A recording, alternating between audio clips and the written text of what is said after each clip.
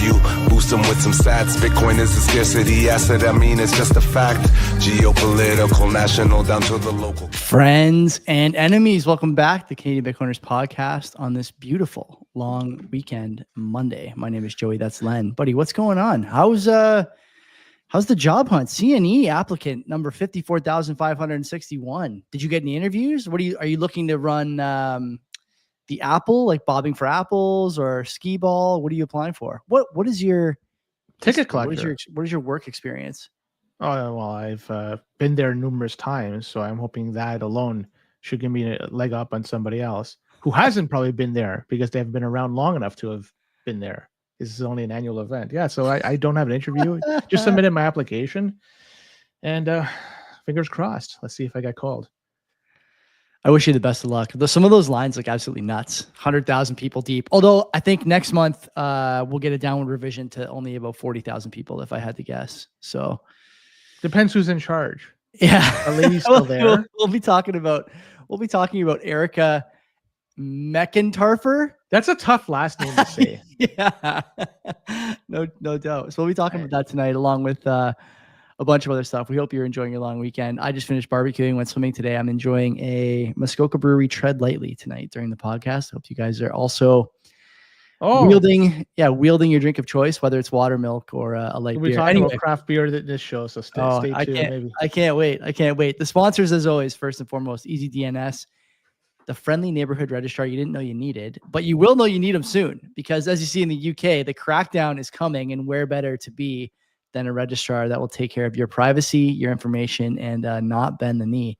Mark over at Easy DNS, obviously a friend of the show, friend of ours personally. And what's not to like, Len? You go over there, get some easy mail, get some domain share, a couple extra bucks, extra security. We talk a lot on Access of Easy, that podcast we do every Thursday night for Mark, about all of the different ways people are gunning for your data. And not once, Len, have we ever talked about an Easy DNS slip up. And it's not just because Easy DNS runs the show, but because they are the best service in the game, best in silos, like to say. Don't forget, if you're a Bitcoiner, virtual private server options to make you happy, Bitcoin nodes, Nostr relays, all that good stuff. And of course, Bitcoin on the balance sheet, that's trendy these days, but Mark was doing it long before it was cool. Pay with Bitcoin if you like. If you want to pay fiat, do that too. Money back guarantee, not that you'll need it. The code is CBP Media, and you get 50% off your first round of buys when you head over to Mark. So go over, buy a couple domains, man. Make like Sailor and buy some domains. Make a big order, because you're going to maximize your savings with that 50% off your initial buy. Might as well make it a big one, right? Load up the cart. All right, we got Bull Bitcoin, second sponsor of the show. A lot of people are buying Bitcoin these days because it went selling as well, because we noticed the price went down and price went up. So if you're going to do that, might as well use Bull Bitcoin to facilitate those buys and those sales, on-chain, Lightning, whatever you want. Just check the mempool out there, and it's still very, very uncongested, so to speak. So Lightning might be a good alternative, but right now still on-chain is the choice for me, at least. I don't know, maybe for you too as well. Either way, a lot of different things you could do. You can start paying your bills with your Bitcoin, because look, Bitcoin's sitting, as per my block clock, 115K. I suspect a lot of people have been buying Bitcoin long before we reached this price. So you've made some massive gains. Might as well start spending it. One way you could do that is use the bill service through Bull Bitcoin and start paying off your bills. You could send Bitcoin over to other people through e-transfers like that. So it's really cool what you could do with Bull Bitcoin. But if you haven't opened an account, look, if you're in Europe, well, most Western Europe, Canada, Mexico, Costa Rica, gosh, are they opening up in other places too? I hear rumors. Only a matter of time. So another Central American country, I was the rumor. Either way, if you haven't yet opened an account, use our referral code below. If you do that, a little bit will be taken off every time you make a purchase. That way, you know, the buys will be stinging a little bit less, because it's going to be costing you a little bit less in the end. Might as well use Bull Bitcoin. Non-custodial, best in the game. Totally agree, man. You want to do some housekeeping first? I guess we should. Last week we had, oh my God, who did we have on the show? Boomer. Boomer was the co-host. I really appreciate him helping out. He will be back again this coming Monday, because I'm away at the cottage. So Boomer, thank you once again. Not that he needs to be thanked. Boomer actually has direct access to the CBP boys, because we lean on him so much, and he's been such a big help to the team over the years.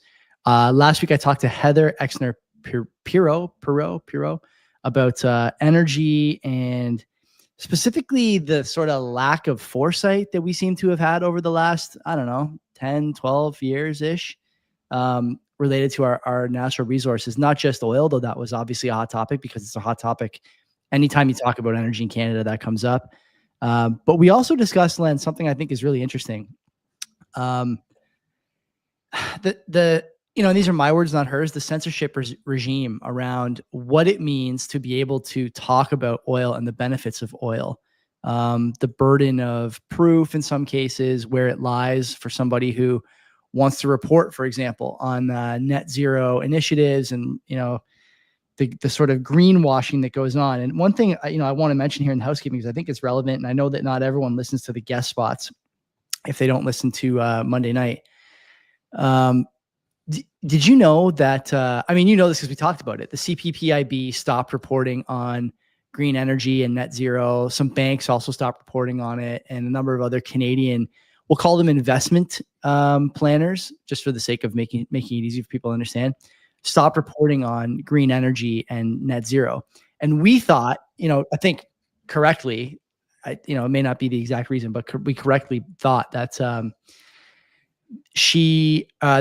reason that they were doing this is because it had just fallen out of favor. Investors were tired of underperforming in the name of, saving Gaia or whatever trendy thing Greta Thunberg and her ilk were coming up with and making public. But in fact, Len, the big reason they stopped reporting on these things and using them as investment, let's call them themes, is because without using what the government of Canada calls modern and commonly understood metrics for data reporting and data gathering and all these things for that data in that silo, you open yourself up to litigation.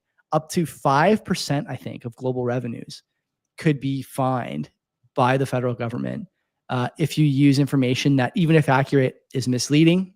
And of course, this is too much for oil companies for sure, but also the CPPIB. The best part, Len, is that even if you use what is the name of that Parliamentary Budget Office data, it's actually still no good because the PBO doesn't use quote unquote modern and widely accepted methods for this data. Now, this data is obviously novel. It's very difficult to have an accepted universal global sort of ISO type standard for this stuff.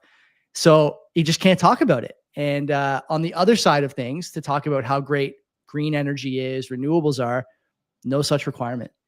And, the burden as well for people who make that conversation point about how renewables might not be the, panacea that everyone thinks they are. You open yourself up not only to suit from government, but also from individuals. And the burden of proof, unlike in most legal proceedings, is actually on you, the alleged spreader of misinformation, to claim or to explain how you were not misleading the public. And of course, without widely accepted data collection and data analysis standards, it's impossible to do. It is infinitely defensible, as I said on the show with Heather, for the accuser. And this is the world we ended up with in Canada, thanks to this. So I recommend that quite a bit. Boomer's asking if she's been on anything else. She recently did Money Talks and also did Looney Hour. And I'm sure she's other places too. I've listened to a few of her interviews. She's extremely bright. And I want to just thank her again for making time, because she's in the middle of a move across the world, basically. So it was nice to get an hour with her and chop it up on energy. So I enjoyed that quite a bit. This week, Ahmad Amous, Saifedean's brother's coming on. And I messaged him a little while ago because I'm getting older and all of you are getting older. I see the gray in the side of my hair more and more every week. And I said, you know what? It'd be nice to talk to a medical professional about the habits that us 80s, 90s, even 70s babies should be getting into and following and really embracing to make the most out of our inevitable graying. And it's coming for all of us. But as Bitcoiners, we want to have long time horizons, and we want to get this health thing lined up. And who better than Dr. Amous to give us the rundown. We're going to talk a bit about fitness and maybe some TRT stuff, which has been, sort of top of mind for me for a long time, for a number of different reasons, but we'll get into all that. And I'm looking forward to that interview quite a bit. I have some other announcements to make. I don't think I can make them yet, but We'll. Just go with it, Joey, man. This is it. Just run with it. I don't think I can say yet. I'll be back in a bit, by the way. No, that's it. We're dead. We're done with housekeeping. Go ahead. We're good. No, we're not. We still rip through them fast because clearly we got to go through the Bitcoin stuff. The bird, the 100 sats, salute. So thank you for that. Pia is 210 sats. He says, excellent show, gentlemen. Says Boomer stepped in and slayed. Well done. Another salute and shout to Boomer. Yeah. God's Deeth, 237 sats. He says, thank you, gentlemen. You're welcome. Mo BTC Dick, 500 sats. He says, ShakePay rolled out a BTC only version of the app now. Nice not to see ETH on the page. I think with that, you have to go on the app and you have to select Bitcoin only, or you have to do some sort of interaction. Yeah. And so with that, then you won't see anything else besides Bitcoin. Doesn't change anything. In the back end, they still offer ETH and as well as USDC. USD, CAD, ETH. Yeah, everything. One of those things. Yeah. Last but not least, Business Cat 5555 sats. Business. And he says, powerful Boomer. And So thank you very much, Business Cat. Great stuff. Lots to talk about tonight, buddy. Where do you want to start? We got a bang and rip for let's just this evening. do right away a story that I think you'll love to talk about, and it's the El Salvador change. I know it's what's going on over there. Let me look in our licensed media here for something I can take a victory lap to. Maybe this. As long as it's licensed. So they made a recent change to the presidential limits in El Salvador for presidents. They used to limit how many times you could run, and that limit is now gone. So this constitutional reform was pushed overnight over the past week to allow for this change. It looks like they were trying to rush it through if they're doing it overnight. And this could potentially enable Bukele to stay into power long term. And this guy is the self-described, quote unquote, world's coolest dictator. It's funny that he's saying that. Maybe this is something that could potentially become a reality. That's more tongue-in-cheek. I don't know. Another thing that they changed, well, two more things. Number one, the term limits, or the term in terms of how many years, it's used to be 5 years. Now it's 6 years. So they increased it by 1. All right, that's fine. And the second one, they said they eliminated the second round of elections where the two top vote getters from the first round would do a face-off. So that's no longer the case. So it's now just one and done from what I could read over there. And I have never been to El Salvador. Me neither. I don't think I'll ever go to El Salvador. And from what I gather, though, things are safer now, significantly safer now than they were way back when. But even with this change here, potentially this could be a step in the wrong direction. I'm guaranteeing it will, because we don't know what's going to happen in the future. But for a moment, we just have to pay some respect to those people that paid in Bitcoin not too long ago to either get property and or residency in El Salvador. I think a lot of people were sold a particular future, and it looks like it's never going to pan out. Now you have this change that's happening with the president in terms of how many terms he could run. There's potential for abuse. I'm not saying that it's going to happen. I know you're not.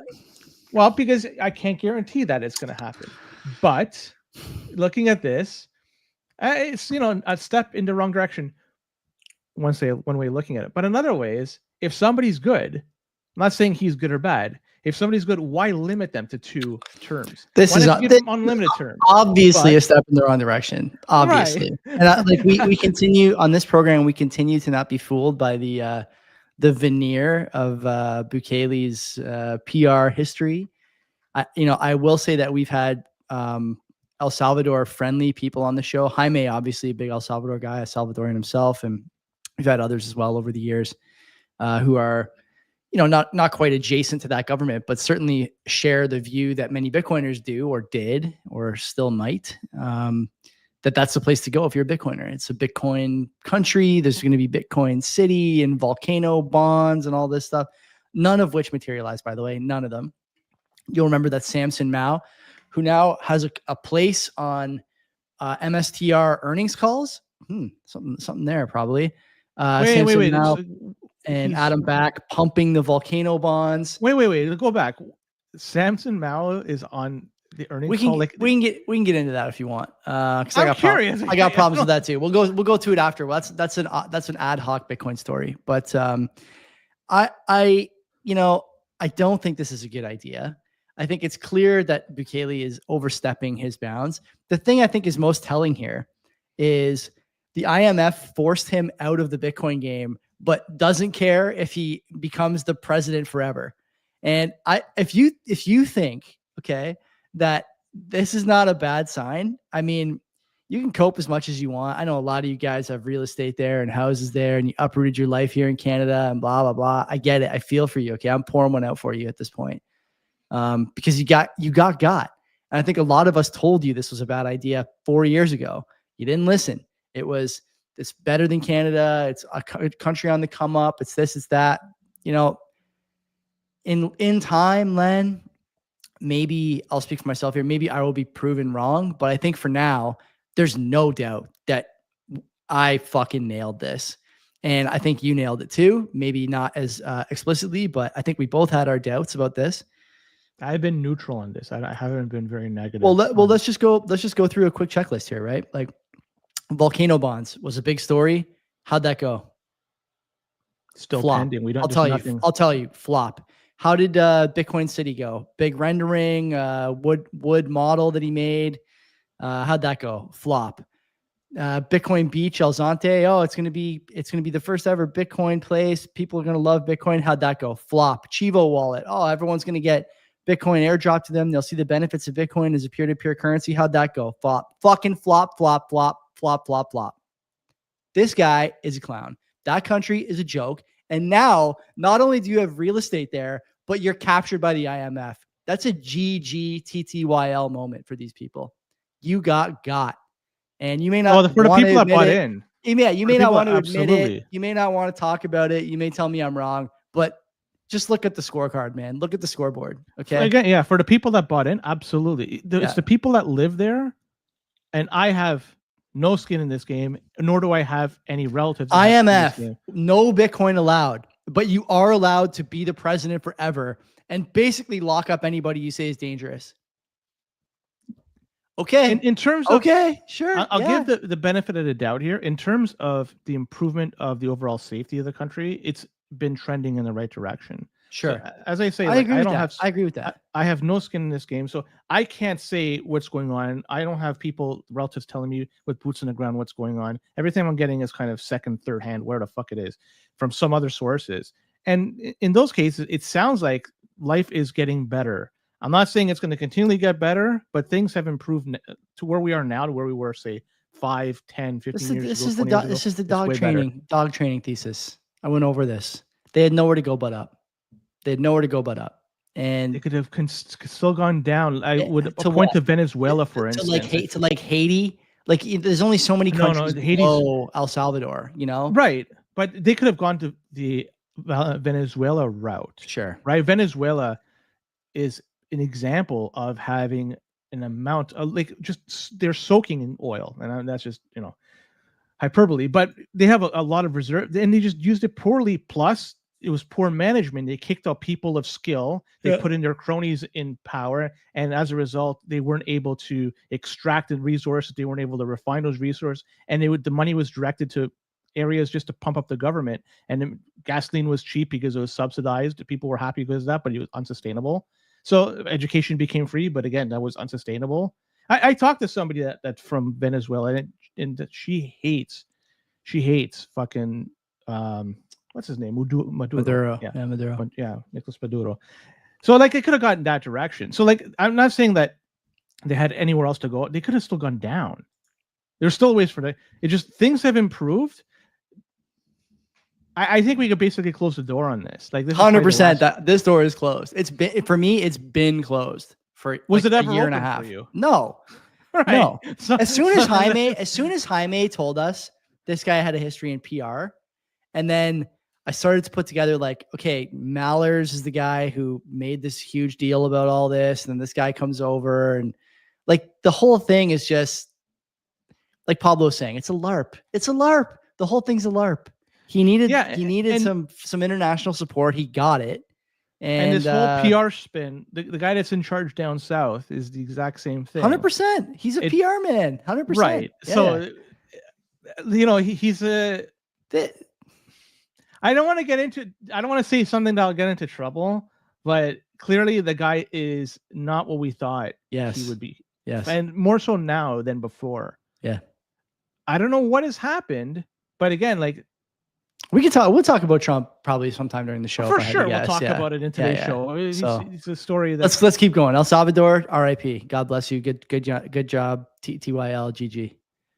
Okay, well, it's another interesting story that took place this past week was one that was floating on Reddit and X and probably other places as well. A guy by the name of Jimmy Ramirez went by the name of Bitcoin for Jimmy on Twitter, and he posted an interesting story. You heard about this one, right, Joey? Of course, we talked about it. I think every group chat I'm in had something about this. All right, well, before we get into this story, we need some background on this dude. This guy, according to his post, claims to have been in Bitcoin since 2017. So he has a few years under his belt of being in Bitcoin, and with Bitcoin price rising and falling, the scams, rug pulls, everything that come along with the adjacent space. And Jimmy's problem is that he had some Bitcoin, and he looks like he had at one time quite a bit of Bitcoin, but he lost it all, and looks like now he has as much Bitcoin as brains, because he was a victim once of Celsius in 2022. He claims in a post to have lost 85% of his quote-unquote coins, and he lost 5 Bitcoin in that, and he also lost a bunch of trash like Cardano, Polkadot, ETH, and more. He was chasing yields at a time when chasing yields was very popular. Okay, that was cool. And he got wrecked, and gone were 5 Bitcoin and a bunch of shitcoins. Okay, fast forward to today. This guy, imagine, being in Bitcoin. If he was in 2017, he's got 8 years of experience, right? Like, he's a Bitcoin veteran. He's been hardened by getting smoked through Celsius, got the whole fiasco. Saw other people lose their shirts with exchanges, trusting them, right? All these numerous projects, risk-free and all this shit. But Jimmy, right? The fucking Jimmy, he downloads this application for his phone. I think it was on the App Store. I'm not exactly sure if it was Google or Apple. I think it was the App Store, but it doesn't really matter in this case. But it was a Sparrow wallet. Sparrow wallet. Fucking Sparrow wallet for your fucking phone. Anybody who's been around Bitcoin long enough understands that Sparrow is desktop only. It's only available for Windows. It's only available for Mac OS. It's only available for Linux. There's no there's no application for your phone. And so this guy, he downloaded it, and he downloaded it like a fucking boss, and and he put his fucking keys in there, and poof, gone. 7.4 Bitcoin lost.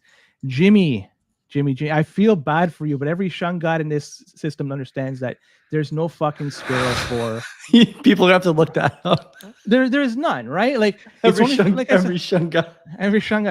So it gets Windows, So you could, when you download Sparrow, on the website, it even talks about the verification. You should do this verification. The website, the Telegram group, on Twitter, no matter There's where you look. There's enough information, right? Like, and if people say it's too hard, don't fucking Jimmy me, okay? Just don't fucking Jimmy me. This thing is fucking easy to do. You could do it. I could do it. The instructions are there. Just fucking copy, right? Stuff like this. I love these things because these are a lesson for everybody, and it's a free lesson for you. For Jimmy, it was very expensive. But fuck him. It's for us. It's a wonderful lesson. This is an opportunity. You have to learn how to use Sparrow properly, how to install it, how to use it, how to verify the thing. Not just that, but other pieces of software. With Bitcoin, you can't fucking undo something. You can't go to your bank and say, please, I fucked up. Please make me whole. It's done. It's gone. It's finished. This guy's wrecked. Good luck. People out there, do not be a fucking Jimmy. Be a fucking Bitcoiner. Learn how to fucking do stuff. That's all I got to say.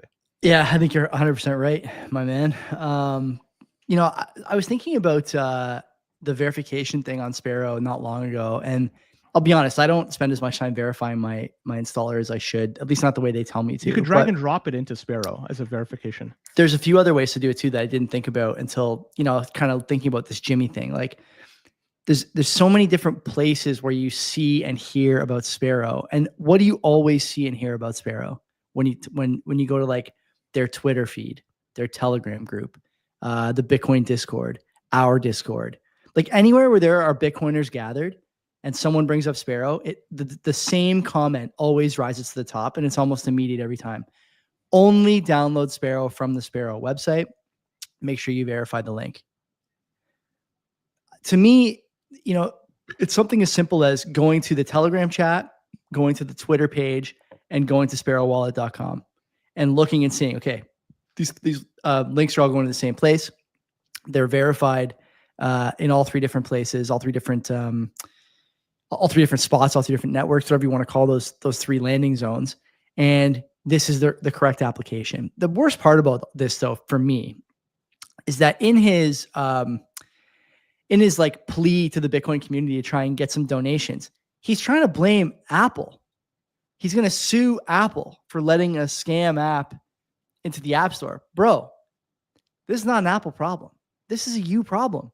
And friend of the show, Jordab, I think said it best. I think when I tweeted this out, just like, oh my God, he said, look, this guy's never been a Bitcoiner. He's been in Bitcoin for 10 years. He's never been a Bitcoiner. And I think that's 100% right. You cannot have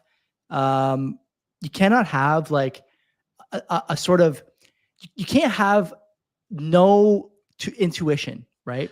About, I know I see that comment too. Yeah. Fuck you.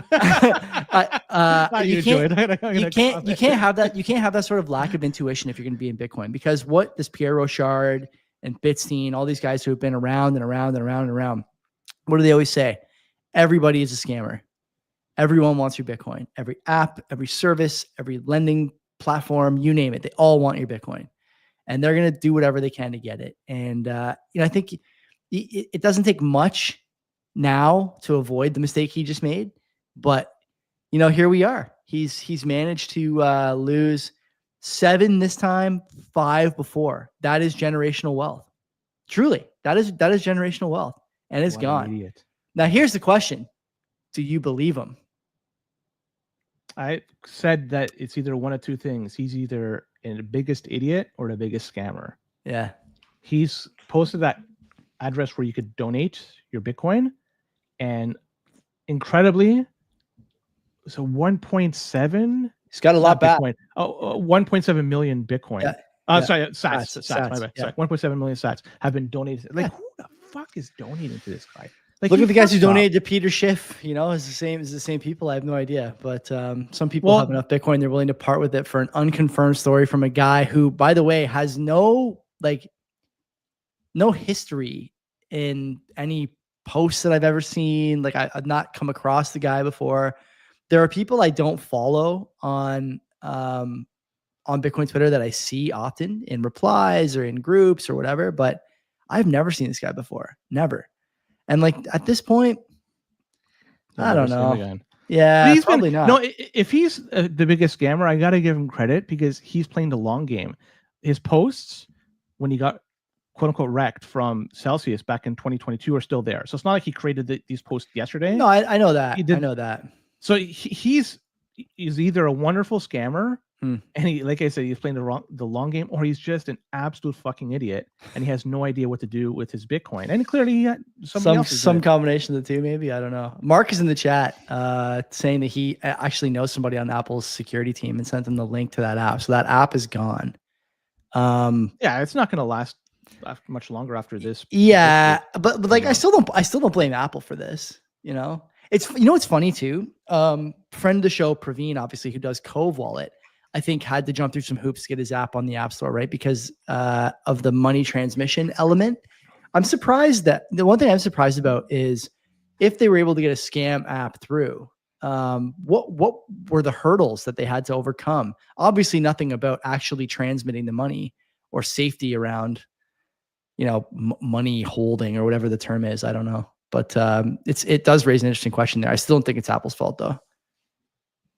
Yeah, why would it be Apple's fault? They could provide whatever the fuck they want. Everyone's looking for someone to blame, right? This guy's no different. No, this guy's got to look in the mirror. And he's looking for a few sats back too, which is. I don't know why anybody would want to donate to him, unless you just truly have to. He's just gonna give it to the next scam that comes across his timeline.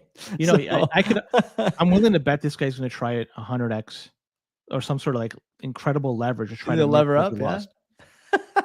If you lost 12 Bitcoin in the last 3 years, yeah, and you lost 7 at a time where it's 115K, what the fuck it is. Yeah. That, it's the sting. Like, this is, if that's true. If you are playing incredibly, it's got to hurt. The other thing too, Len, even if you thought it was a legit wallet, why are you entering anything? I know it doesn't make sense. Like you have all this Bitcoin, you held it for so long, and then you download an app and give the thing your seed phrase. Like it doesn't make sense. You wouldn't be moving that Bitcoin around. Why do you he was going to probably put on the next Celsius type thing to get some more. I think there's leverage. more to this. I think there's more to the story. We need Zach XBT to dig into this guy and see if there's more to this, because I really think there probably is. Well, like I said, this is an excellent learning opportunity for people out there, and I hope everybody understands how to do it. And check the Sparrow website. You could even, if you want to go to the nth degree, you could even compile your Sparrow code, and so it's not been provided for you. Do it yourself. It's more challenging, but if you want to really do that, that's fine. Considering what's at stake here, it's your wealth, you may want to consider doing that as well. Another thing is, this is my humble opinion, I could be wrong, the best way to have Sparrow installed is on a dedicated Sparrow computer.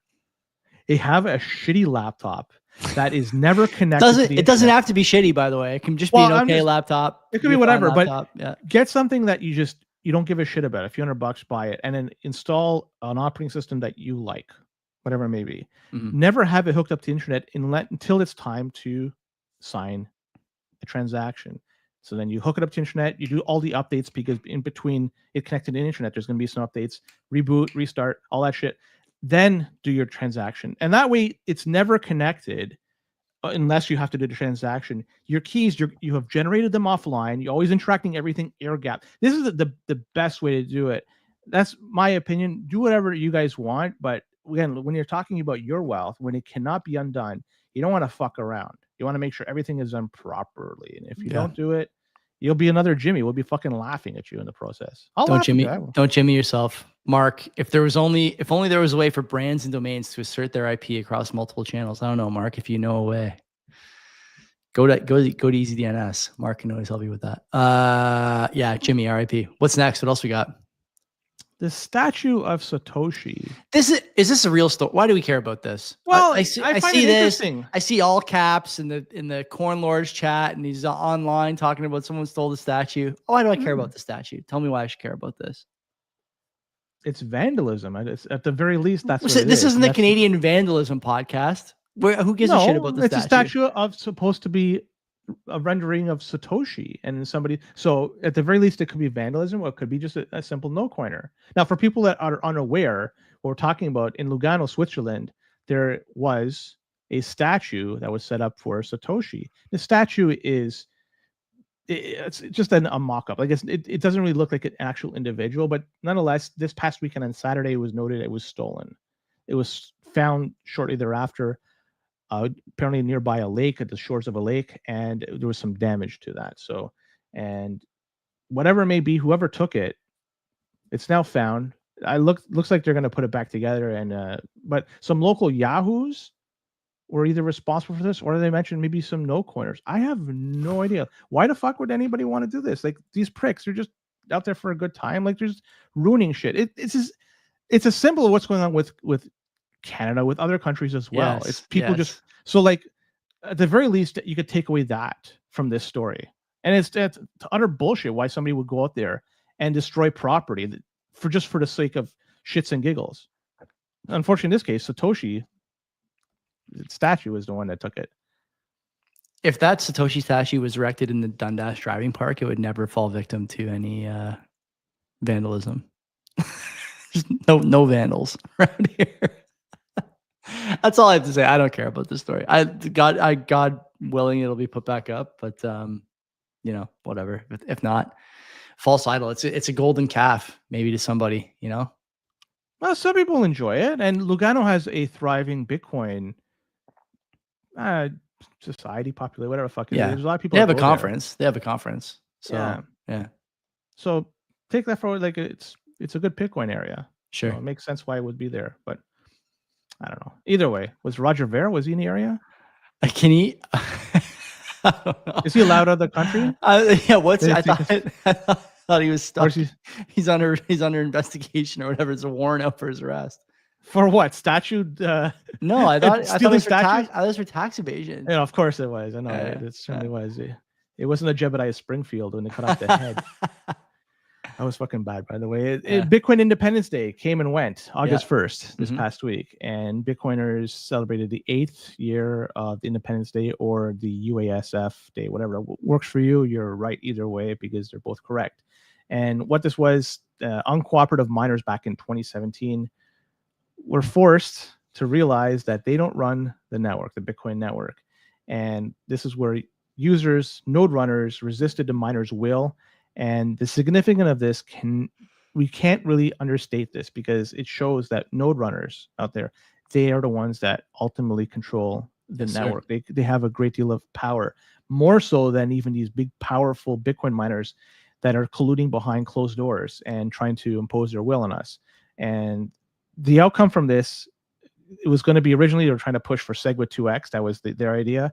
That was the idea behind the big block. Didn't come out. We got now SegWit as a result. And well, decentralization won that day, which was wonderful. So August 1st, hope you celebrated User Activation Software Day, or Independence Day.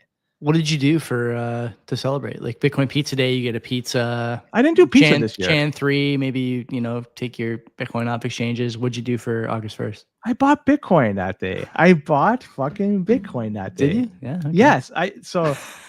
There was a little bit of a dip, right? Some money landed on my lap. I was very happy for that, and so I bought the dip. I was very happy. I went out for beers with a couple of guys listening to the show on Friday to celebrate. But we'll talk more about that in the beginning of the notables section there. I want to talk about my 2-tier healthcare system experience from last week. Samurai, talk about these guys. I guess Samurai is interesting because this seemed to have been going.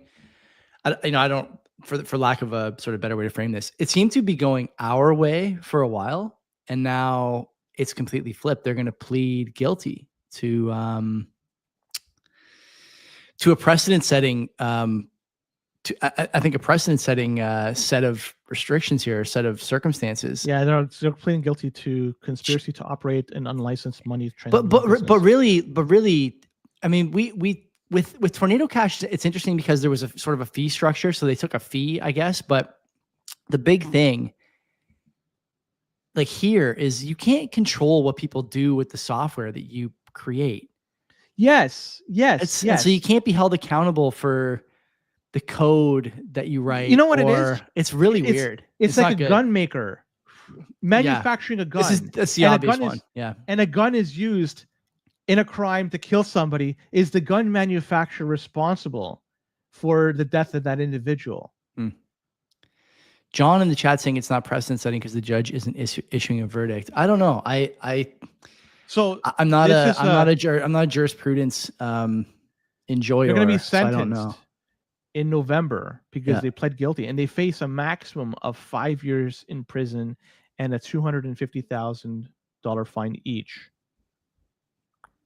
This could be pretty significant for them. In a world where stable coins are pretty clearly being pushed by governments everywhere, and where the clampdown on internet freedom is here and it is moving fast, I think they make an example out of these two guys.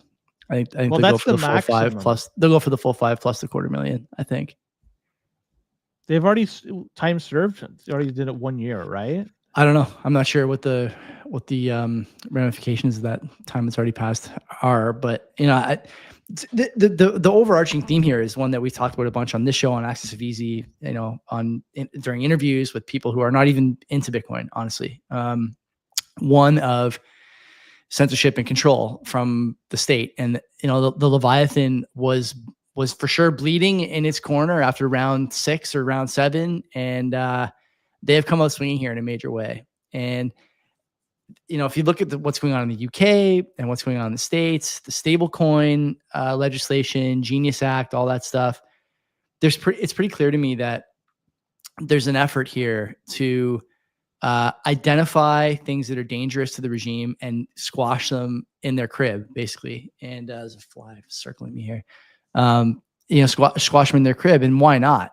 The way that people are able to share communications now and rally the troops now and accumulate capital now, thanks to Bitcoin and crypto. I don't blame the state for thinking that this is a good idea. It won't work, I don't think, but it will get ugly, I do believe. And so, this is another example of what you'd expect to see. The samurai guys, Len, this was, this is 4 years old at this point, 3 years old, something like that.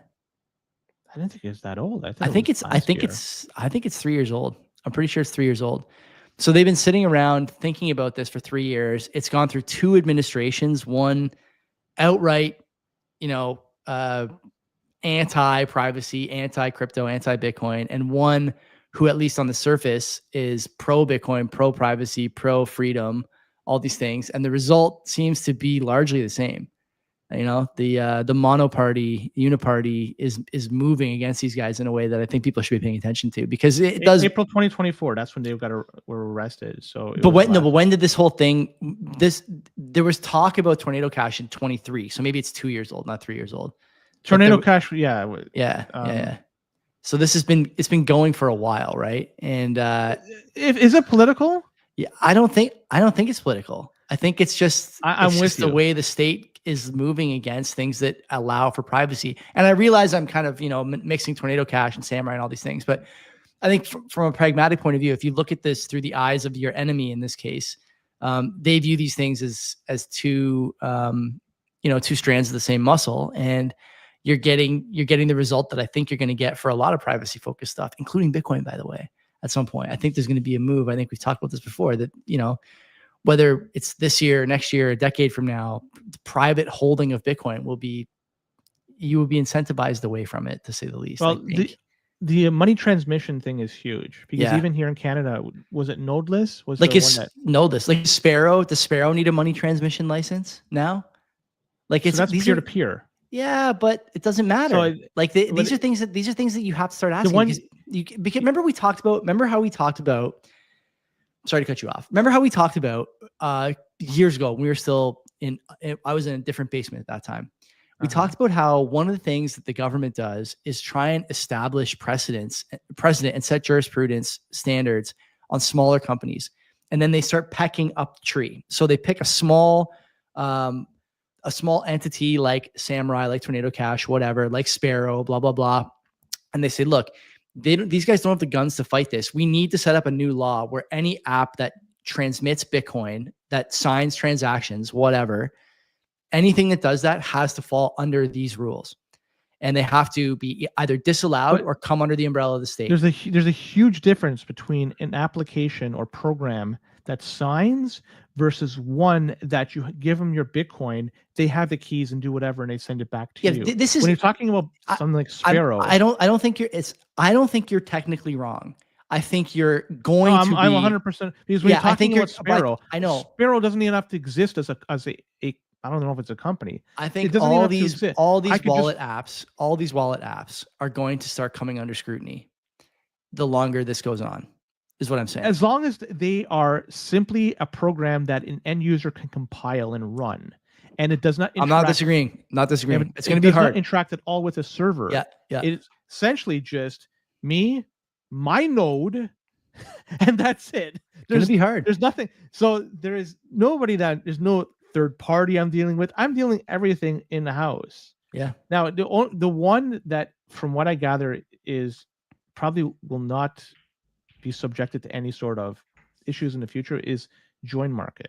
When you're doing those join markets, See, that is a service, a mixing service that you have total control over shit like this. So stuff like Samurai and others, they could potentially be money laundering. I even think join market's going to get looked at. But you are your own. It doesn't. I don't think the laws they come up with they're not gonna make distinctions. They're not gonna make distinctions. You know what it is, Joey? That this is becoming very antiquated.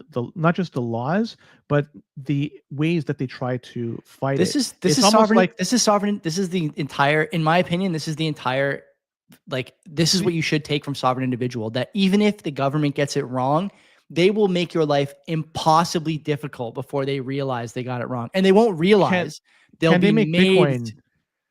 Can they ban Bitcoin? Can they stop Bitcoin at this point? It's going to be really, Bitcoin... it's going to be really hard. It's going to be really Yes. hard. Yeah. And that's exactly it. The reason why is because it's decentralized. It's going to be really hard, but it's not going to be impossible. I am paying very close attention to how this thing in the UK goes, where instead of trying to get you on like the ISP side, they get you on the website side. So they get websites in line. So for example, okay, if you wanted to get the code for Sparrow from GitHub, right? Like suddenly GitHub is asking you for your ID before you download. Like that's a problem. And when you have a bunch of different websites and we'll call them honeypots for lack of a better term again. When you have all these things running and being used and hoarding all the most important information, like it's like GitHub, Reddit, Discord, YouTube, like it's maybe what, like on the top end, is it 500 websites that have 95% of the usable internet on them? Like any government could get 500 websites to comply. And so I want to see what happens in the UK with this age verification thing. If they start getting people to age verify and it works, it's something you got to pay attention to. You must pay attention to it. The beautiful thing is there are networks that are built out, like something like Nostr, for instance. The Bitcoin network is built. There's stuff out there. They could put whatever roadblocks they want. They could put whatever legislation, regulate, whatever the fuck. The thing is, it's done. The horse is left.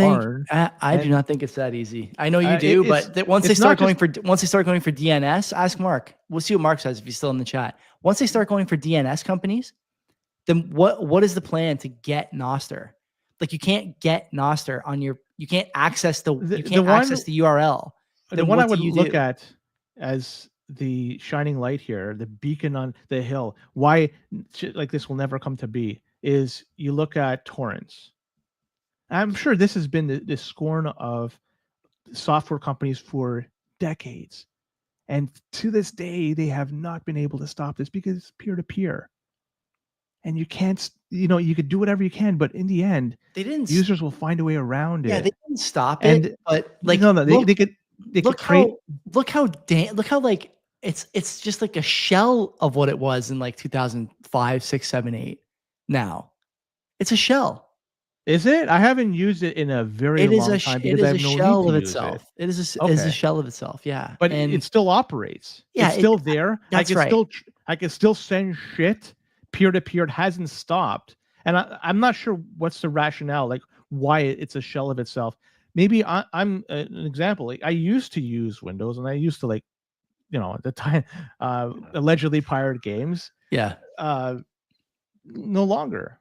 Right? Maybe I'm the, maybe other people are kind of like me. I just don't do that anymore. I want to get someone on to talk about what's going on in the UK. Maybe Freddie New, who I haven't seen post any workout videos in a while. I should get on him and see if we can talk about that, because I think he's a guy who would know, and he's a UK guy and a lawyer. And Preston Byrne obviously would be another good one. I think he's suing Ofcom. His firm is suing Ofcom. He's obviously been on the show before, a friend of the program. So I want to get the word out about this, because I think Canada is in line for something very similar. We talked about this on Access Easy a bunch on this show too. The beautiful thing, for a period of time, it was very easy to get KYC Bitcoin, very easy. And that door shut with Bull Bitcoin last year, June of last year, whatever it was. Yeah. So I hope people were able to accumulate a great deal during that period of time. And still to this time, you could still buy Bitcoin, thousands of dollars without any problems whatsoever. Mm-hmm. Everybody I talk to, you could put 4 figures, and that's not bad. You could do this repeatedly. So the opportunity to stack is still there. Do it. Right? Before that disappears, do it, because once it closes, once it becomes harder to do that, you're left with alternatives like a BISC or a RoboSats or the shit like that. And so you'll still be able to do it, but it won't be as simple as it is now. It's easy as it is now. So I just, you know, it's another Jimmy thing. Learn from this shit. Learn what's going on around. Learn, Jimmy. And fucking don't be a Jimmy and don't be a no coiner. Stack sats. And Do you want to rip one more story? no, I say it because we have so much fucking Notable rest of the news, notable notables. story. We have a lot to talk about. Okay, let's get out of here then. Thanks for tuning in. One to peer-to-peer, but that's in Europe only. There's some good comments in the chat about how to fix this and attack it. So go check that out if you haven't looked on YouTube. We'll be back tomorrow. If you're on audio, if you're on video, stay here. We're not going anywhere until next time. Take care of yourselves. Don't be a cock. 252, 50-52, something like that. So listen to this. I went to, so Boomer covered for me last week. I went to Buffalo for an MRI. I fucked up my knee playing football 2 Saturdays ago now. And I knew when I did it that I tore the ACL. I didn't realize how much damage I'd done to other bits of the structure, but I knew for sure I tore the ACL. How did I know? I think I can't remember if I said this on this show or if I said it on some other show, but I made a reckless cut with the ball in my hand. My foot was far enough out in front of me and far enough to the side of me that not only did I hear the snap of the ligament, but I also saw the knee buckle, my own knee buckle in front of me. So that was not pretty. And one of the things here in Canada that you have to put up with is imaging weights.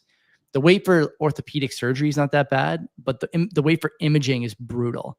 And so I went to Buffalo for the MRI on Monday, and it was an outstanding experience. I went there, got the MRI, came home with the results, saw my doctor the next day. It is an ACL tear. It doesn't look like there's much other damage. If there is, it's just mild stuff that can be repaired once I'm under the knife anyway.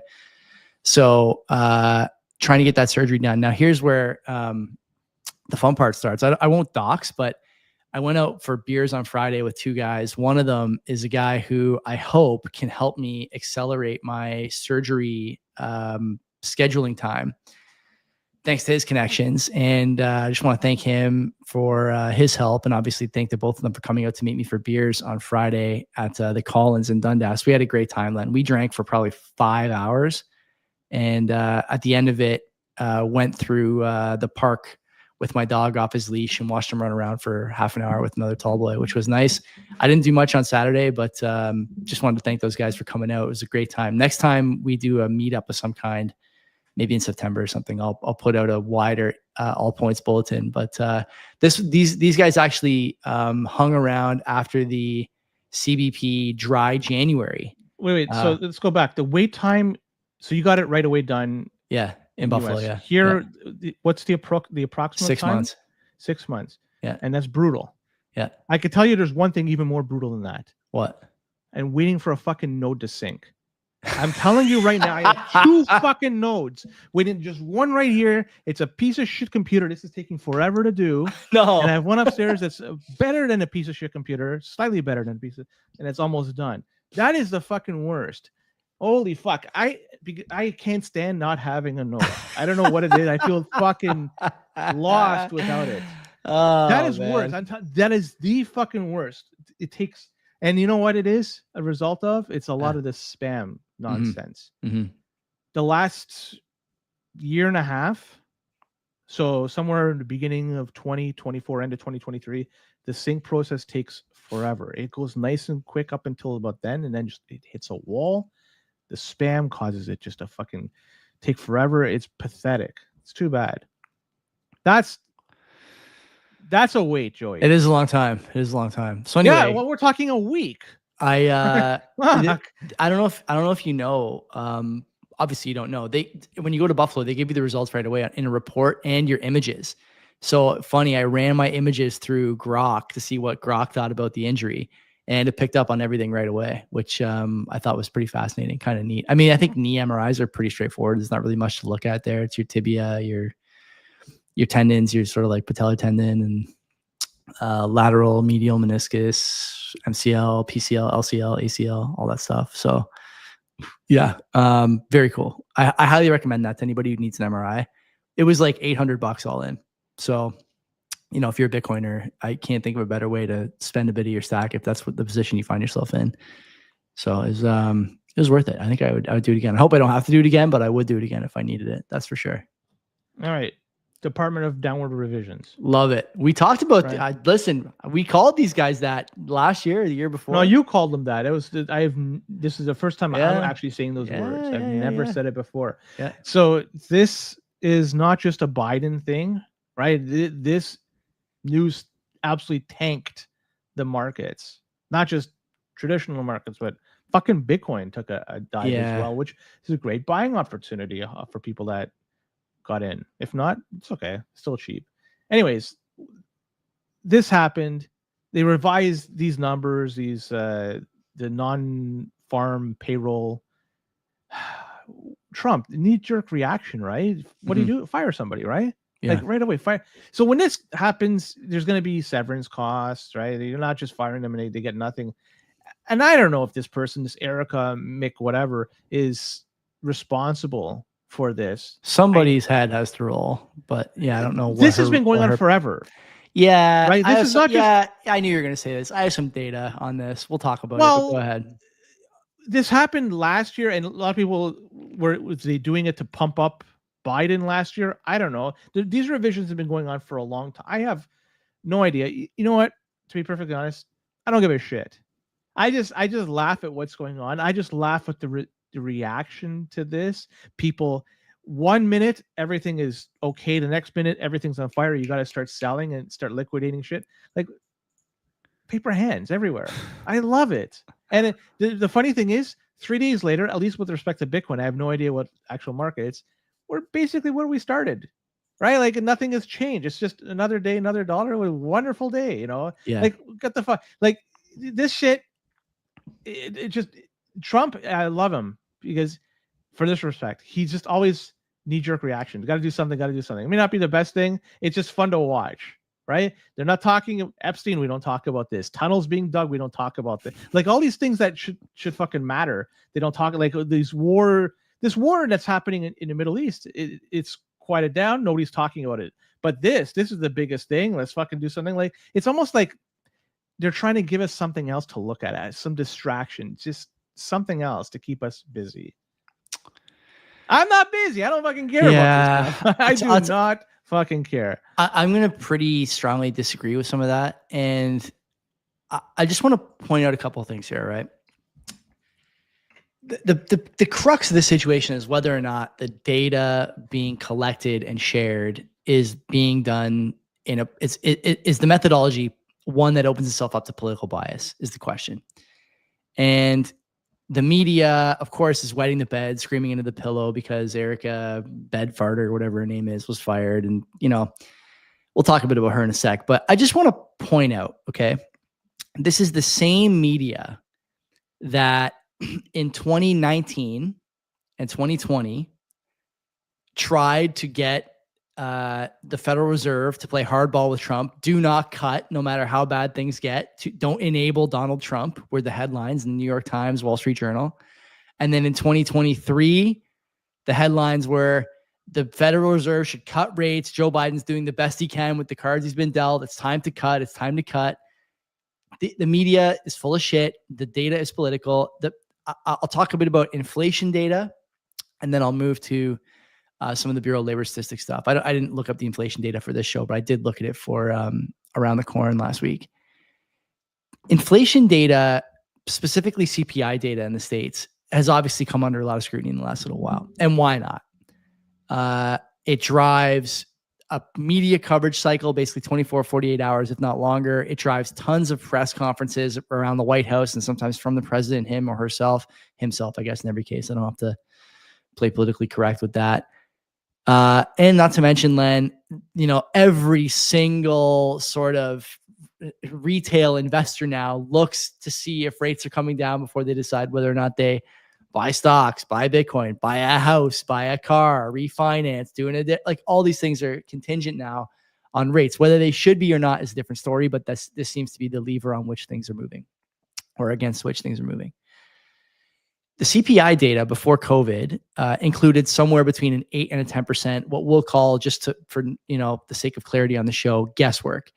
about 8% to 10% of the prices they wanted month to month, quarter to quarter are generally unavailable for some reason or another. Either they can't gather or something has changed. There's been an adjustment. There's been a change in ingredients, a change in methodology, blah, blah, blah. Okay. Since COVID started, that number has jumped up to 30%. So 30% of the CPI data now is basically just guessing. It, the technical term, I think the term that the single monocle crowd would use is forecasting, or no, it's throwing a fucking dart on a wall. Hang on.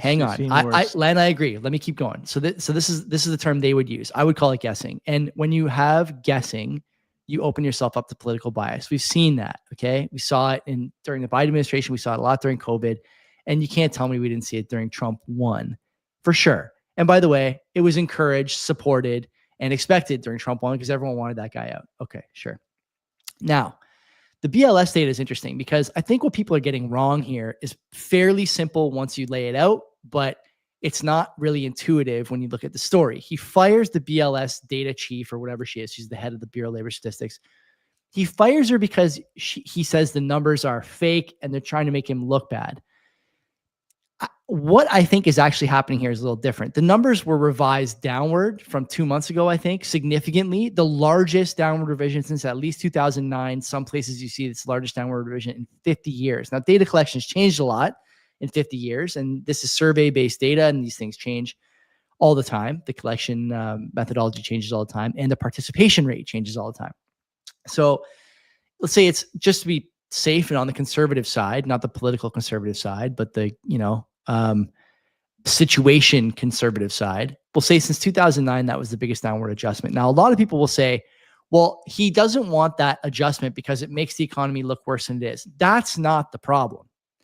The problem is that downward adjustment costs him 2 rate cuts, because those 2 meetings, the Federal Reserve, and they do this every meeting. Jerome Powell gets up there and says, we are data dependent. We look at these things month to month, quarter to quarter, meeting to meeting. The meetings are live and we review these things before we make a rate decision.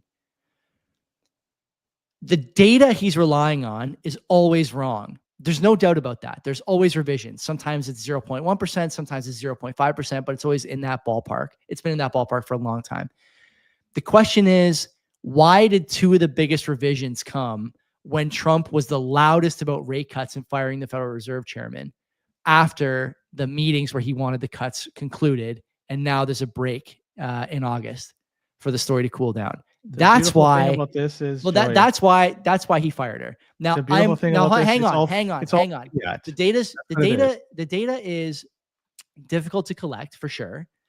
I don't think it's all BS because some of it is payroll data. Like when you look at ADS data, that's payroll. That's real data. That's money going into people's accounts. That's people with jobs. That's hours worked. That's how stuff like GDP per capita is collected. That's good data. The non-farm payrolls is a different set of data. That's survey-based. That's tough. And I think that people outside of the Bitcoin space for the first time now are looking at a lot of this data collection and going, this data might not be that good, actually. And we got to start looking at where they're getting the data, how they're getting the data, and most importantly, who at the Bureau of Labor Statistics is interpreting these data sets and making the revisions. That's the thing they got to start talking about. If you're in Bitcoin, you don't care that much about this. It's annoying because you've been saying, like you just said now, that the data is, fake. I know. Lies, I just spun. don't care. So all this really is. I just want to cut to the point here. Is this fucking fiat? It really is just fucking fiat. When this thing happened, I'll be honest, I didn't bat an eye. I don't give a fuck what happens. Every day, my exposure to Bitcoin increases, and my exposure to fiat and my reliance on fiat decreases as a result. And I hope everybody out there is in the same position I am, or trying to be in the same position I am. Because when you do that, when you watch shit like this transpire, this stuff impacts the people that are neck deep or more in fucking fiat. Fuck them. They're gonna react to this. Like I said, it's paper hands. It's funny to watch. 1 minute it's great. The next minute, everything is burning. Fired. You know what? Nothing is. Somebody got fired as a result. And nothing has changed in the end. The amount of Bitcoin I have doesn't actually. It's gone up slightly, but I'm very happy that I have my Bitcoin and all this. I'm so fucking happy. I'm watching this thing transpire. It is just for me. It's watching TV show. It's like watching a movie. It's just drama for me. It's just keeping me entertained. That's really all it is, and it should be for the majority of you, unless your job is dependent on it. And in that case, I feel bad for you. But if you are not, if you're able to disconnect as much as possible from it, great. This kind of stuff is just fucking fun to watch. To see this guy react like this, fuck it, it's funny. It is funny. You're getting some support from a couple of nobodies in the chat. I'm not going to mention their names. I don't care who supports me, but I like the people that do support me. That guy in the beginning of the chat, I like that guy. That guy was a real clown, Mr. Oh man. Man. Good to have you back, Mr. Tiga. Where do you come down on I guess the like does it matter that the data now is being called into question by a lot more people? I mean, everything not should certain be in people. question, Like I heard, Joey. I know, but I heard like the people like Nick Timmeros and Steve Leisman are never going to question the data. I'll tell you that. But like other people, I don't know. Joey, when you're talking about who controls the currency, you have a select few people that control. We can't audit the supply. We have no idea how much is in circulation, and we have no idea how much will be in circulation tomorrow. Next, like there's so much information here that it impacts people's lives. It impacts their salary, impacts their wages, impacts their pension, impacts everything. And it's just because a few people are deciding to pull, as you call, some levers to fuck around with the valuation of money. Fuck it. It's too bad. They've had this fucking thing for how long? Since 1971. Actually, you could even say before that, because people like you and I, Joey, could not transfer our USD for gold. It was 100 years ago. Almost 100 years ago was the last time we were able to do that. 71 is just the time when nation states couldn't do that. It's fucking bullshit. This thing it was gonna fucking collapse. We're watching this thing collapse, and it's fun to watch collapse at the same time. All of us should give ourselves a pat on the back and say we were fucking right, because we were. Yeah, every one of us were right. We're watching this thing Do you hear people in your normie life talk about like, oh, did you see Trump fired that? No, I talk my normie life. Yeah, and I say this to my wife. I say this. I talk as much of Bitcoin as possible to make myself as obnoxious as possible, so nobody fucking talks to me. The people that do want to talk to me, they're interested in Bitcoin, and all the more power to them. But if you're, that's the way I do it, and I love it. Me and Len at work are in the same. I built a fucking fortress. We're in the same office area. Sometimes we talk over the cubicle dividers to each other about Bitcoin. I live in this bubble, and I love it. And I hope everybody is going to be as serenity now as I am.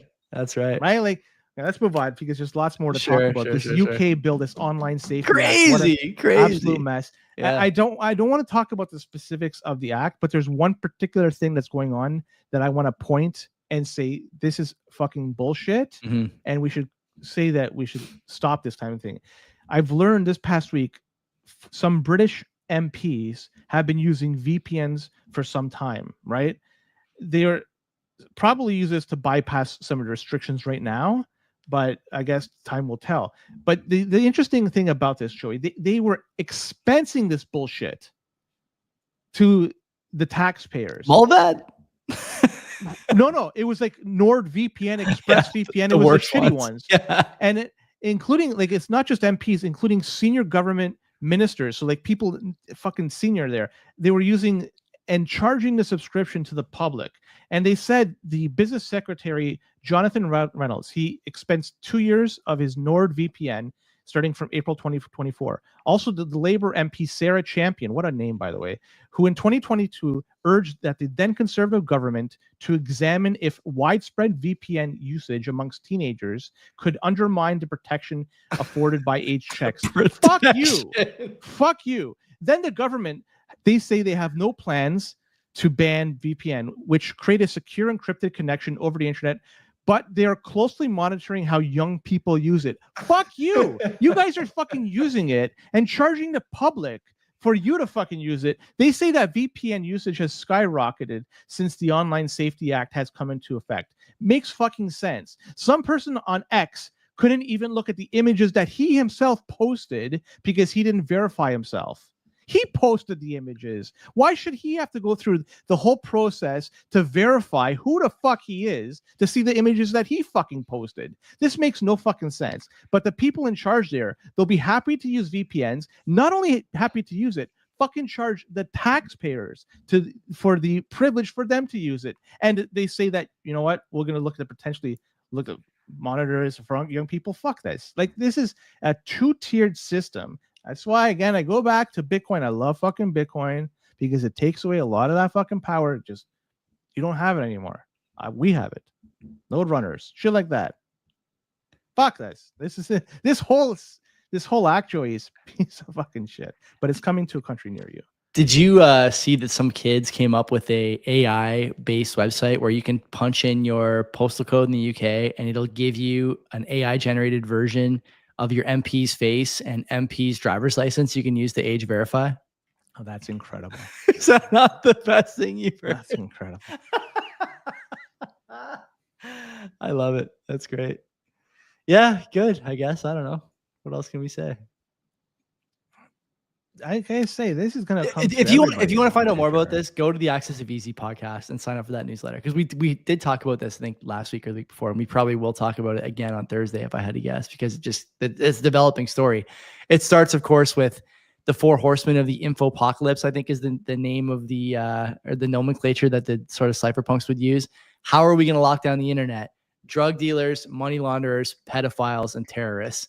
And you can put anyone in those 4 categories, and before you know it, criticizing migrant hotels is illegal, and someone comes to your door and asks if you got a license for that tweet, and it's only a matter of time, man. Only a matter of time. So that whole sub network that Jack Dorsey's building, BitChat, right? That one? BitChat, is that the name of it? Yeah. And it shows that there is a case use for this. Not to say that. Do you know how it works though? Like, it's really hard. It's really, really hard for it to work like in your home.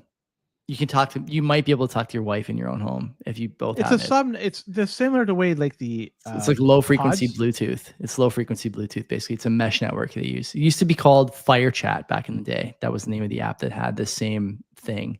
But even at music festivals, I tried to use Fire Chat, and it takes a lot. It takes a lot more than people think. I wish Jack Dorsey would focus on the price of his stock, to be honest with you, but that's a story for another time. Do you know that Block, according to Predator, Block self-custodies the Bitcoin net which they own? Huge. And of that, on a big Coinbase, key, maybe. Probably, right? They're going to use their own product. Yeah.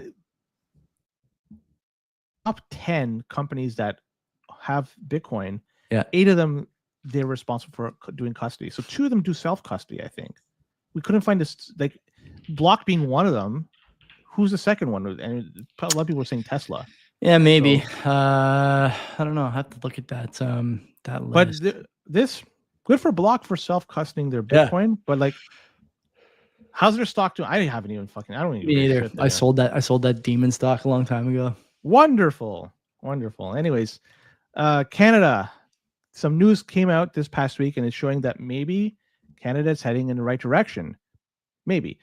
National auto theft trends. Apparently, they're down 19% in the Tell my insurance company that. That's exactly it. So the fact that it's going down, apparently, does your insurance go down? If not, why is it going up? Or is it staying the same? Did I tell you what happened with my car insurance? No. So in an environment where, the newspaper's telling you things are down 25% in terms of thefts, my insurance company wants to add $1,000 to my premium next year for my wife's car. My wife drives a CRV, and they say it's a high theft car. And I asked them, I said, show me the data that tells you that in my jurisdiction, it's high theft. It for sure is high theft, where the third world hordes are stealing cars and sending them over in shipping containers to God knows where. But it ain't that way where I am. Why should I have to pay for that? These people they're stealing money from you. And now this report comes out too. That's pretty funny. I think that's good timing. Take this information to your insurance. I'm just going to leave the insurance company and go somewhere else. Or just don't even pay for insurance and drive. Yeah, or that. Yeah. We know a guy who does that. I don't recommend it. I can't believe I know, me neither. It just takes one crippling injury. You slide on some black ice and like someone sees you, and before you know it, like, ooh, you got problems, man. I don't know. Yeah. And you know what? Apparently, I don't know. We'll go on. Anyways, for this whole insurance stuff, the organization that ran the report say that it's down. They say that back in 2021 to 2023, Canada was facing, quote, a national crisis. Oh, yeah. When it came to car theft. Don't you remember the stories about like rail yard operators not being allowed to go into the rail cars, even though people are saying like, look, I have this air tag on my phone. My car's in this rail car. They're like, doesn't matter. Sorry. Poliev was talking about. Like, I have a theory now. I think now we've come to a point where all the desirable cars have been stolen and shipped abroad, and we're now left with the shitty cars that nobody want to fuck, the jalopies of the world, and that's we're stuck driving, and as a result, theft is going down, but also cars breaking down on the road are going way up as a result. Tow truck wars are heating up all over the 400s. Can't get around that one. So there you go. End of summer's coming. Yeah. Right. I'm going to shed a tear. Six weeks, something like that, I guess. Middle of September. Well, the CNE is just around the corner. It's about less than a month away. And that's the annual CNE. And with that comes some jobs. Around 5,000 jobs are being staffed. Already 1,000 looks like it's been taken. So 4,000 are left. And so 54,000 people showed up to apply for those 5,000, now 4,000 jobs. Holy fuck. And in terms of number go up. Did you lose me or am I okay? You okay? Okay. And in terms of number go up. So 54,000 applied this year. Last year, 37,000 people applied. The year before, that's 18,000. A huge jump. Oh my And 18,000 the year before that. So as you could see, the demand for these types of positions is going up through the roof. Jeez. And along with the number go up is also youth unemployment, which is also going through the roof. I feel bad for people that are trying to get entry level jobs just to give them a little bit of money. This is just a temporary position. It's a 2-week job, right? How long CNE open for? 2 weeks, maybe 3 weeks, something like that. Yeah, not 3, but yeah, I mean, maybe with training, who the fuck knows? But yeah, like this is just a Band-Aid. It gives you a little bit of extra money for just before you start school, I guess. And so many people want it. Sad state. What can you really say about this? That there's no desirable jobs at the CNE, none. No jobs that are like career building for anyone under, I don't know, 16, 17. But when you look at the videos where it shows who's applying for these jobs, you see a lot of exactly what you think you're going to see if you've been watching these sorts of videos for the last year or two. And it's disappointing. It's very sad that this is going on, but it's costing kids opportunities to develop what used to be critical skills for employment. I don't know if they still are, but like people skills and stuff like that, I think they're harder and harder to find for kids. And it's contributing to a lot of issues in society. And it's going to continue to get worse, unfortunately, at least for the next few years. I think a lot of it has to do with the study permits that have been obviously. Of course, it's Conestoga College is going to be, and we can talk about Conestoga because I know you were on a personal crusade against them not too long ago. And it's valid. There's a clip on Tom and Nick's Instagram that has like, it's got like 1 million views and that like 5,000 shares, something like that. I am positive that the Conestoga brass saw me railing Conestoga on the Your Life, Your Terms podcast. That was, I had the data. Fuck them. You know, they reportedly had a surplus of $250 million last year. That's an incredible amount of money. Yeah. Surplus they have. Like this is. Do you know how many would die to have? Do you know how many domestically born, like Canadian born students Conestoga had in 2023? It's either 23 or 24. Don't quote me. They have 20,000 or so, 25,000 or so kids total enrolled there. And how many do you think were Canadian born? It was just 23 or 24. It was just 2023. So 2023. You have the chart. You have the chart. Yeah. Yeah. Pull it So- up. Show it. Do you know how to do screen share? No, Pull I it have up. it in text format. Okay. So it's it's basically a 10-to-1 ratio. Yeah.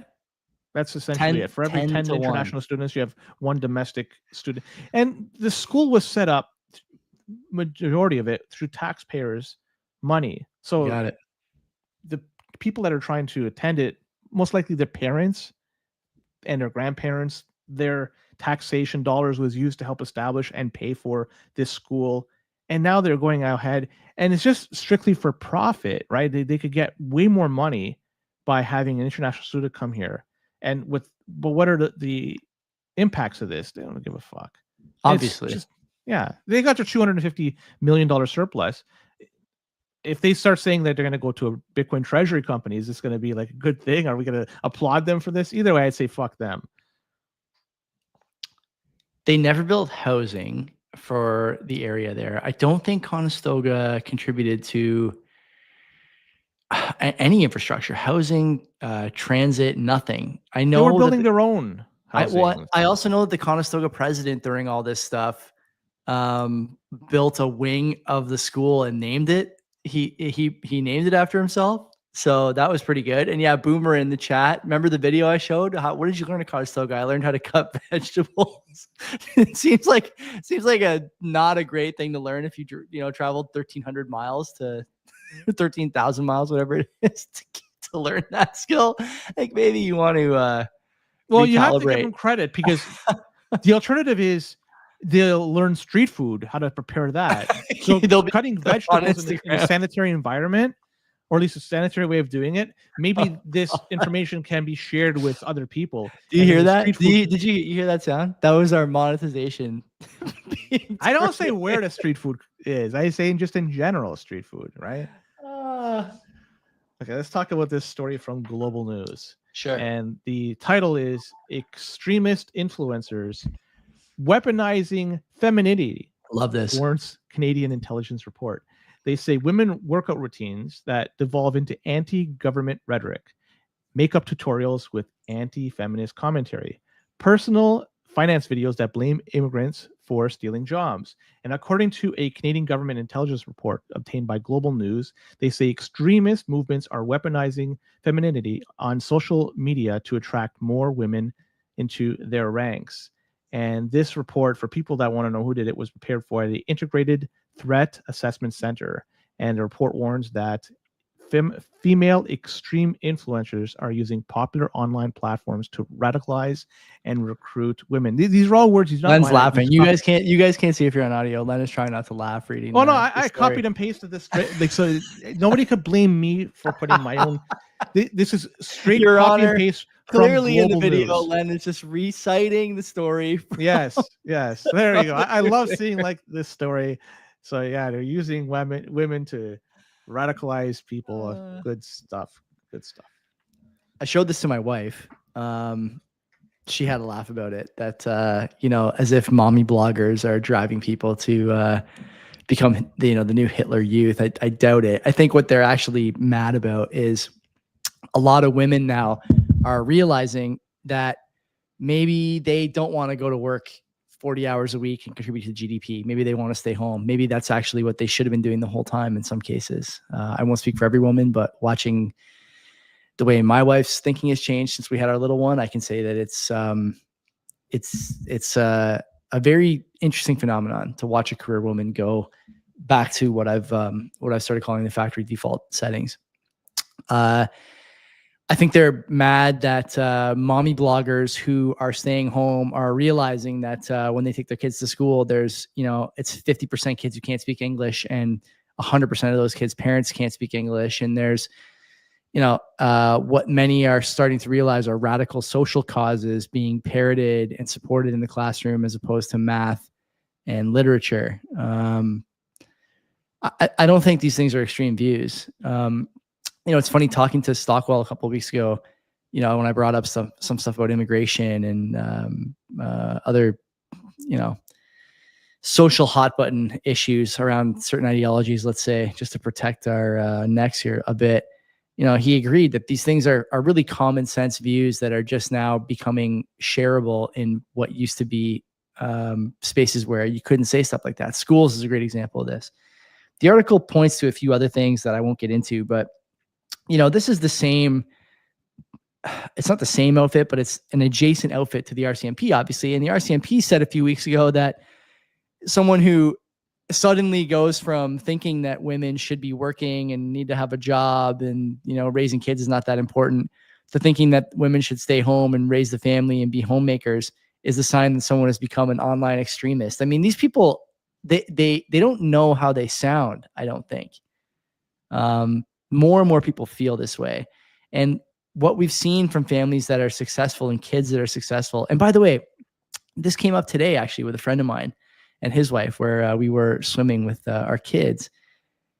I think a lot of people realized that things started to go downhill when both parents started working full time and had to give their kids to schools and had to give their kids to daycares and things like this. I think a lot of people realize that now. What time that was? What year? I told them, I said, listen, if you ever want to hear about 1971, just come on over. I'll get the tall boys. You just sit on the couch and we'll go through. I got all the charts. I got everything. I'm ready. So it seems like when you break money, when money, it can be political, could be weaponized, could be a political tool. Yeah. Right. And that's when things changed. Whatever. I mean, we're preaching to the converted on this show, but yeah, no, it's interesting. The thing to keep in mind here, like the signposts, like I like to say, is that these things are becoming prevalent enough in spaces that are public that the government feels like they have to say something about it, which they don't, of course. It's not extreme to hold these views. These views are rational and natural and in my opinion, correct. If you have the opportunity to stay home and raise your family, you should. I plan on giving my wife that opportunity if I can, and I think everyone should do the same. Okay, so Carney came out this past week, and he's saying that Canadians will be our own best customers, creating more well-paying careers at home. They want to try to... Is he talking about the CNE? How many CNEs are we planning on opening? Can we have more than one national exhibition? Maybe one in like every city or one in every town or... Now, the problem with what he's trying to achieve if the one just travels every week to a new town, do we count those 50,000 jobs in every new town? It's still not enough. Like I don't know. There's not enough new towns to go to. So our GDP per capita goes up or down when everyone is just slinging candy apples all year. I'm not sure. Yeah. Well, check middle the quality. class. Can we get to check on the quality of life index there? Is that going to help me with home ownership? Middle class drives a lot of this shit. Yeah, it's not the people that don't have. It's not the people that do have, because the people that do have spend, but the people that don't have, obviously they're not going to be able to. It's the middle class, but they've been continually wrecked for years and years and years and years. And now with the cost of everything going up, the cost of food going up, the cost of transportation, owning a car, rent, mortgage, all this, it just continually eats away at how much people could spend, and they're spending more just to survive and less just for recreation. And if you want to have people spend to try to prop up the economy, I don't know if it's possible just by focusing a lot on Canadians. Now, another thing I want to point at is this idea about having Canadians as our own best customer. There is a country out there that has this type of mentality, and you heard the term, and I'm gonna fucking butcher it. Juche? No. That's How do you spell that? How do you spell that? Juche. Okay, no.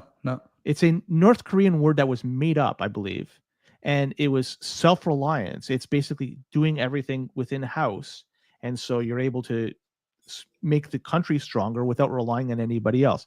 The problem with work in North Korea, obviously, they don't have enough resources to go around. They have to eventually import shit, fuel, and food, you name it. Right. But it sounds like they're trying to use that same type of philosophy here. Now, it's possible. We do have a lot to offer ourselves and even to the world, fresh water, energy, you name it. So it might be possible, but like I mentioned, the people that would be driving us to middle class, they don't have the ability to do it anymore. It's done, and it's going to get worse moving forward. So that's interesting. Yeah, it's a good comment about the middle class. You're right. And they got to bring the shit, like a lot of the goods, a lot of the natural resources, a lot of whatever. It's got to be brought to market for other people to buy, because we're not going to be able to consume it. We're not going to be able to process it to a large degree. It's got to be other countries doing it. And I know we're trying to cozy up to Europe. And incredibly, there's a poll going around. A lot of people are saying they want to join the I European don't Union. believe those What the polls. I fuck is I this? don't think people realize what they're voting for or against. And by the way, we offered the European Union 20 billion plus some other stuff to join that trade, and they turned us down. Right? People don't understand anything about what voting to join the European Union or whatever. They're stupid. Canadians are dumb. They don't understand what they're looking at. And plus, those polls, like, who are they asking?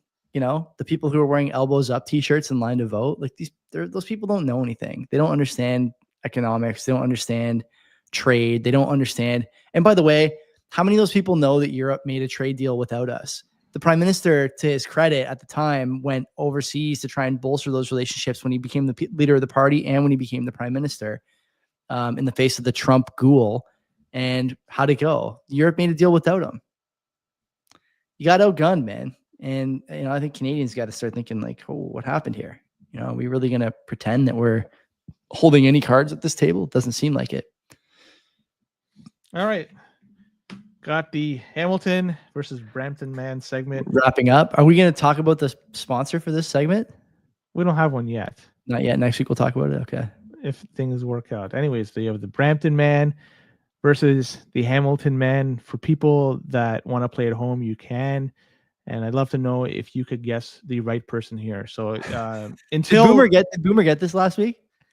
It was a three-way dance. We did Ottawa versus Hamilton versus Brampton man. So I had to do that considering where he's from. So yeah, so the only way people could play at home is to listen and do it. Like once the board game gets I got to turn off this. the comments here. I got to turn off the comments. Oh no, keep them on. No, I don't want to see them. I don't want to see them when we're playing. But somebody else could see them, right? Yeah. Okay. Yeah. So the first one we have is a 39-year-old man. He made headlines because he tried to impress guests at a family barbecue with homemade fireworks display. And according to a report, the man, eager to celebrate Canada Day, set up a makeshift launch pad in his backyard using a metal bucket and discount fireworks purchased at a pop-up stand. And midway through his grand finale, one rocket misfired, landing in a neighbor's inflatable pool, causing a small fire, sending guests scrambling. Police and firefighters responded. They extinguished the blaze, no injuries. The man was described as overly enthusiastic by neighbors, apologized profusely, and he offered free food to the crowd to calm them down. So that's the story. Where do you get the fireworks? Can I get some details on that? Yeah, from a pop-up stand. But we don't know where? Specifically, no. Okay. Wasn't in Caledonia? Okay, keep going. The second one we have is a 32-year-old man was picked up by police for allegedly stealing a shopping cart from a local store, a local grocery store, and trying to barter it for a 6-pack of craft beer at a nearby pub. The man was out there. He was seen pushing the cart loaded with recycling cans through the streets, and he was loudly proclaiming that was his mobile brewery fund. And the pub staff alerted police when he offered a cart, claiming it was vintage and worth at least a stout. Officers found him sipping on a stolen IPA with the cart parked outside like a trophy. Now faces charges, and there we go. So we have the guy that had the homemade fireworks, versus the guy that had the shopping cart that he stole and tried to barter it for craft beer. So this is Hamilton versus Brampton? Yes, it is. Okay. I am going to guess that only because Hamilton has a lot of craft breweries, I think the craft brewery guy is probably Hamilton. And also because it seems to me like Brampton has a lot of Indians, and it seems to me like Indians are setting off fireworks just all the time, no matter what the day of the week is. So it's only a matter of time until there's some kind of mishap. And it sounds like this guy finally became a statistic. And also to the credit of the Indian population, always tons of food at Indian get-togethers. So you're correct. He probably had extra food. So yeah, so the first one, the fireworks definitely was the Brampton man, and the guy trading his stolen shopping cart was the Hamilton man. The guy with the first one, the Brampton guy, he was offering free food to guests. In fact, he was offering samosas to everybody as well. Okay. I had to take that one. The second guy, he was actually sporting a Tiger Cat's cap and cargo shorts when he was seen pushing his cart around the streets. What brewery was he at? Do you know? Doesn't say. Too bad. Too bad. That's great. I love that. Great segment. More to come. I love it. That's it for tonight, boys and girls, ladies and gentlemen. Come back Wednesday. Dr. Ahmed Amus going to be in the house. We're talking. Not Johnson. Yeah, we're talking health, talking all kinds of stuff, and you'll enjoy it. So come back. We'll see you then. Until next time, take care of yourselves. Take care.